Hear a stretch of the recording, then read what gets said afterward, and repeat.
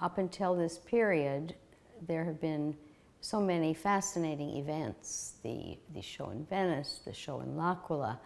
One's career can, at a certain point, be filled with so many distractions. And of course, we love them. Anything is easier than being in the studio. The terrific walk drawings, ISHMAEL, that created themselves first with you in Venice, and then we followed up, of course, at the British Museum, at Somerset House, in my studio, at the Saatchi. These walk drawings, I felt wonderfully liberated. I could get out of the studio and I could spread my wings and feel my feet in the space, and I loved it. Well, now I had to stand at my table and draw again. I am on my own in New York. You know, it's a large flat. My studio is there. People were already somehow keeping to themselves a bit. I could structure my time as I wished. So I read a great deal, and I wrote and I drew. And I read and wrote and drew. And just before things closed down, I thought I would go to MoMA, the Museum of Modern Art. There was a show that was to open on a French, very kind of unique character called Félix Fénéon. And I really had a sense of him more than a knowledge of him. And I wanted to follow my nose there. So I went, and the museum was practically empty, which was just an extraordinary opportunity because the rehang is really quite spectacular, and it has been so crowded with people that here I was practically on my own. Well, I learned that the Fénéon show was not to open yet, but I did know that the Donald Judd show was open on the 6th floor. This is not an artist that I like at all. I would never have gone to see it. I would almost run a mile. But I thought, I'm here, let me just go up to the 6th floor. And there were 3 rooms only, this major, major artist. And it's the first retrospective in a long time. It's really 3 rooms. And I walked into the first room, and my heart just sank with the straight lines and the rigidity and the closing in on the thinking. And then I sped out. I mean, I was going at a pace. Could hardly wait to get home to make circles. And I very specifically had in mind the work of Eva Hesse that I very much admire. She was of that period, never really a minimalist, like her great friends, Sol LeWitt.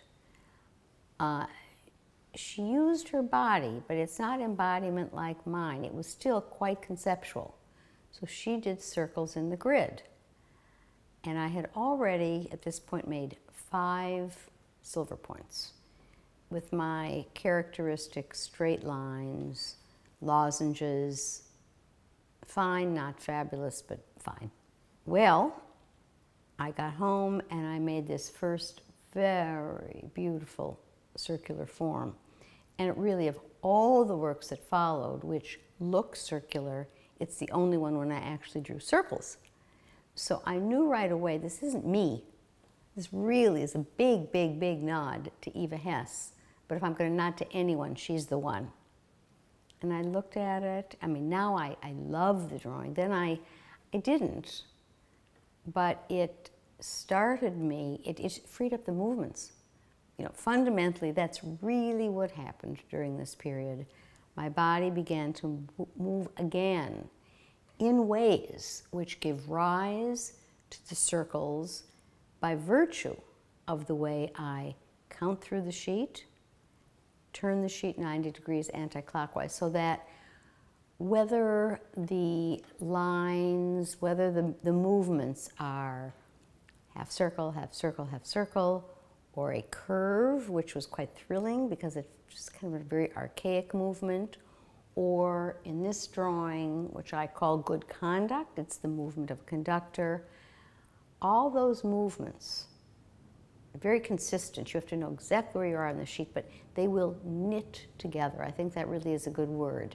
They will knit together and form what one experiences as circles.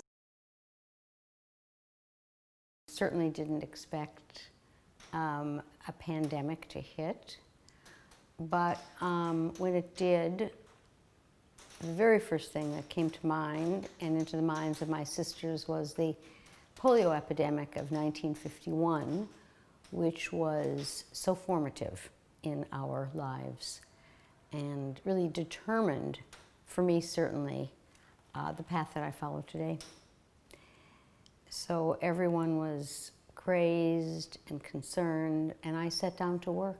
I had in mind my father, who in 1951 was completely paralyzed by the polio epidemic, hospitalized in an iron lung for 2 years, and he sustained himself knowing that his brain was unaffected. Probably he would never walk again, but he determined to live. And he could never walk or stand, but I can. So I have felt for a long time that my work is, in a sense, redeems his illness. One doesn't think about that very often, but there it was. And as I say, it was a big exchange with my sisters too, their memories. I was 4 years old when my father was stricken. The polio vaccine had not been created yet. That did not come till over 2 years later. So the country was in a state of panic, and certain friends, neighbors wouldn't give my sister and myself a ride home, for example, afraid of contagion. It was just a terrible, terrible fear. I remember exactly the night when my father fell. I didn't see him, but one hears stories. So it's a question now of clarifying in my own mind, what did I see and what am I remembering from stories? But that evening he fell, the doctor was called, it's my uncle, and I remember perfectly peeking through the keyhole of the bedroom when my uncle took the hammer to test his reflexes, and there weren't any. And he said, it's polio. And I remember the ambulance, very kind of turquoise blue, and I remember that ambulance pulling away. And again, the story is, and just to relate the pandemic to the epidemic, 3 or 4 hospitals would not admit my father because he was so contagious, and they were not prepared for this. Ultimately, he went to the University of Minnesota. Crucially, for him and for my life, he had an IQ test right away. His brain was a genius, IQ was fine, and he determined to live. Although the great neurologist, A. Baker, said, I have never seen anyone so compromised with polio before. He will not live more than 2-3 years, and he lived for 16 years by virtue of will and courage. Now, it's very much worth mentioning that he had fought in World War II when he was called upon then to rise to the occasion. The tank in front of his was blown to bits. He was leading an Iron Tank Division. He became captain on the spot and received a Silver Star. It's the kind of courage and service. He was a man committed to serve his fellow man. It was how he was raised. That would have been the milieu. And I bring that in now because I know that as a young man he considered being either a surgeon or to prepare for the law. He could have stepped into his father's grain trading business, but business was not for Roger Joseph. So he wanted to serve his fellow man. Had he chosen to be a surgeon, and I suppose I get my manual dexterity from him. He seemed very, very attuned to what I was doing and very supportive of that, always with a sweet smile on his face. But he chose the law, and that was, of course, great good fortune, because coming out of hospital 2 years later, completely paralyzed from the neck down, he went to his office every day in a wheelchair with a male aide. We had an aide, and he worked in that wheelchair. And to see him, you know, with his files in front of him, he held himself proud. All he could move was an index finger, which was fitted with a pen, with a little, so he could sign his documents. You've known me for many years, ISHMAEL, and you know that I hope you'll agree I am the embodiment of humility. That's why the work is the way it is. I don't make it, it comes through me. So on this period, it's coming through me again without the usual noise. I am on my own, kind of round the clock in that first couple of weeks. My younger New York granddaughter then had her birthday. I went out to Brooklyn, and 16th of March is her birthday, was the last day restaurants were open. We had dinner, I stayed with them a few days, and they dropped me back to my Manhattan apartment, and off they went to the Connecticut house. And I was, just quiet. By then, New York is locked down. New York is already in lockdown, and I thought, great. I mean, it was so welcome to not have all the distraction that is life. And looking back, I really fight against it. But one is drawn in, and there's life. As you'll know too, I have just now brought together my late husband's estate and the sale of artworks and a major bequest, which have absorbed me in unprecedented ways, but in ways that I managed extremely well, really well. So I am strengthened by how successful that has all been. So that's just about behind me, but it has been an enormous call upon my time and my energies. So that in truth, I really have not made significant body of work for years because I have not had the quiet time to concentrate. This is what this period has been for me. Allison, my studio manager, whom you know well, came to archive the whole lot just at the last moment. I mean, she really had been out of New York all that period. I hadn't seen her at all, but she went that extra many miles to come and be with me. I think there are 80-some drawings. There are 32 silver points. There's a series of 8 drawings, small drawings with carbon paper. And there's a chronology, of course, and crucially, one can see what I learn along the way. When you do it with this kind of clarity, with this concentration, and then you see them up on the wall. 1, 2, 3, 4, 5. As you know, they're dated. Chronology matters. Because that's how the work goes forward. So it's not only the unbroken concentration required in each drawing, but then holding on to that, reading it, assessing what it means, what it is, and how does one do the next. So it really is this knowledge, building up of knowledge.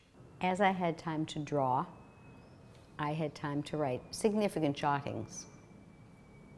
The jottings could be developed.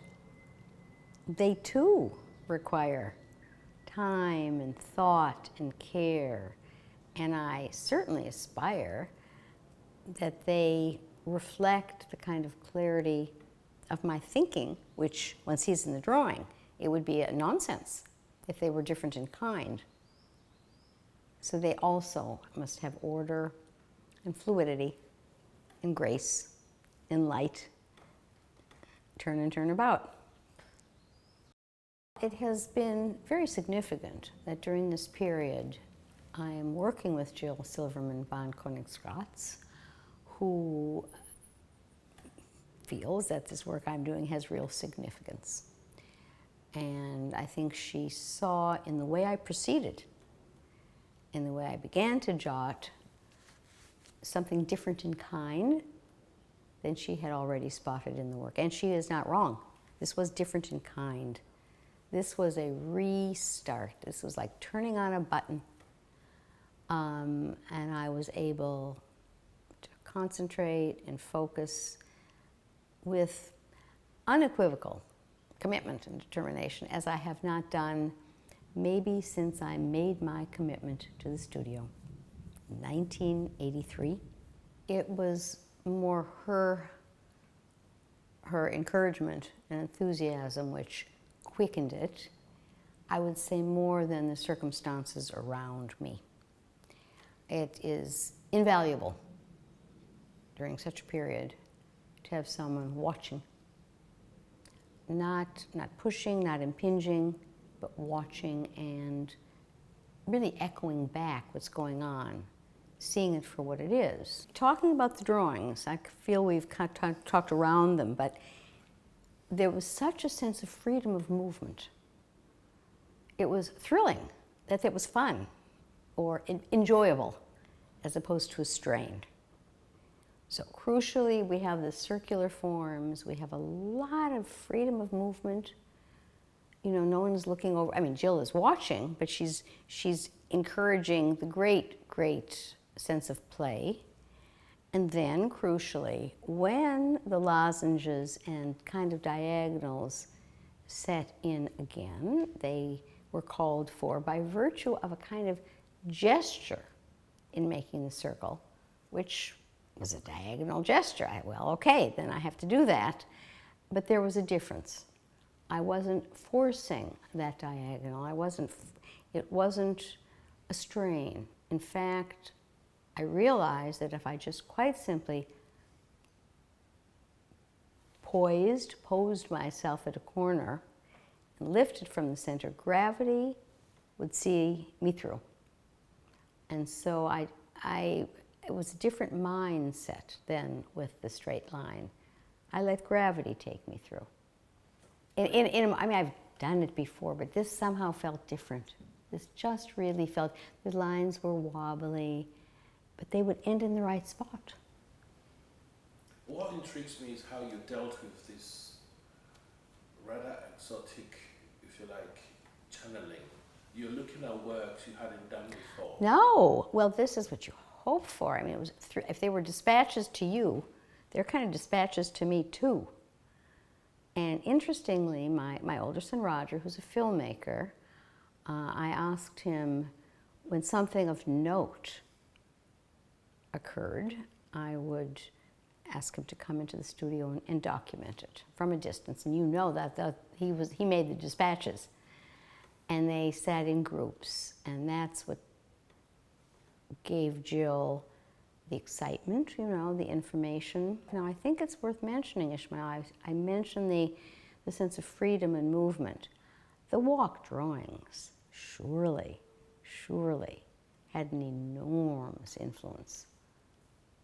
And that's 2018, when you came to Venice. I said, this room wants to be walked out. There was a sense of freedom. So I think that first sense emerges there.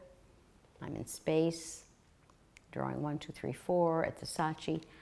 The tap shoes, the sound of those tap shoes was like being home. I mean, there it was sounded.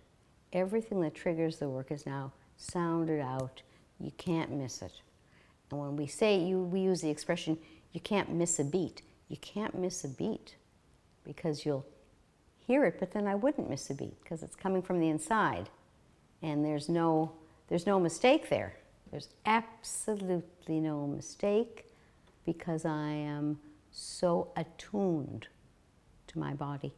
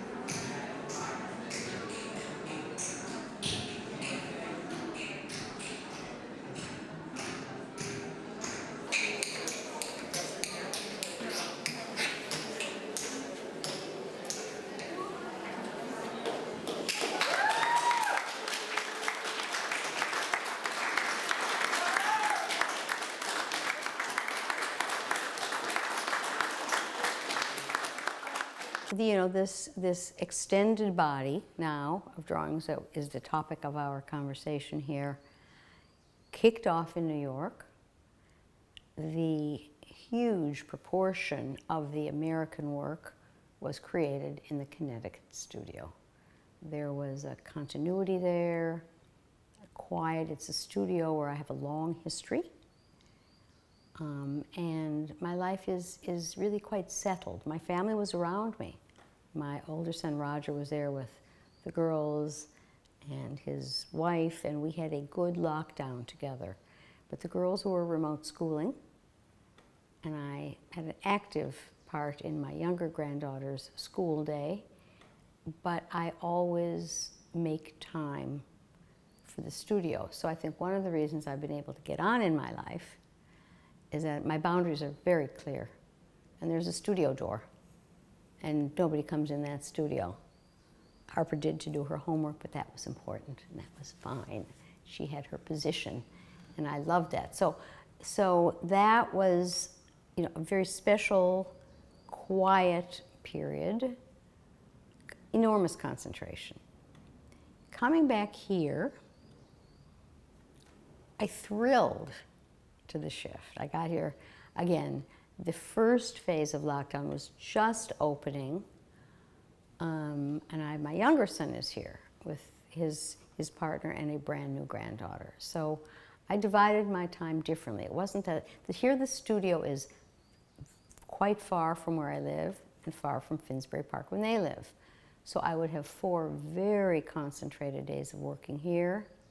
Friday I would begin to pivot towards family responsibility out to Finsbury Park. This exceptional period of isolation and extended time and extended quiet when one was not distracted by the ordinary interaction of social life, one can think. And I had time then to sit down and put into words what I was thinking, what I was remembering from my childhood, how it felt during a time of enormous panic. April the 1st, 2020, Connecticut. Human conduct matters. And I quote, "All that is good in life, love, art, nature, and domestic puns, is play." Vladimir Nabokov, 1925. With social distancing the name of the game, with all non-essential businesses closed, where do we stand with art? How must we conduct our lives? Upright and alert, human conduct matters. Now more than ever, art seems essential, as does love, walking in the park, and domestic jokes. But this period is not a laughing matter. Family dynamics have never been more strained. What solace, then, to step inside the studio, where my body finds its natural reach. I mark my measure as I enact time itself. Poise and grace are all. And breath. What an irony, then, that my art is made of the very breath at risk to millions of lives worldwide. This is familial territory. In 1951, my young father, Roger Joseph, was stricken with polio during the deadly epidemic that year. Confined to an iron lung, he returned home after 2 years in hospital. Breathing for him was not involuntary. During sleep, he was aided by a rocking bed. He conducted his law practice from a wheelchair, upright and alert in mind, reminding himself to breathe. I've often thought that the sound of my graphite pencil moving through paper, marking my breath, was very like a breathing machine. This I noted in my jotting dated 27 August 2004. That thought haunts me now. I breathe easily because I can. I remain upright and alert because I am able. I am 2 feet walking because I must.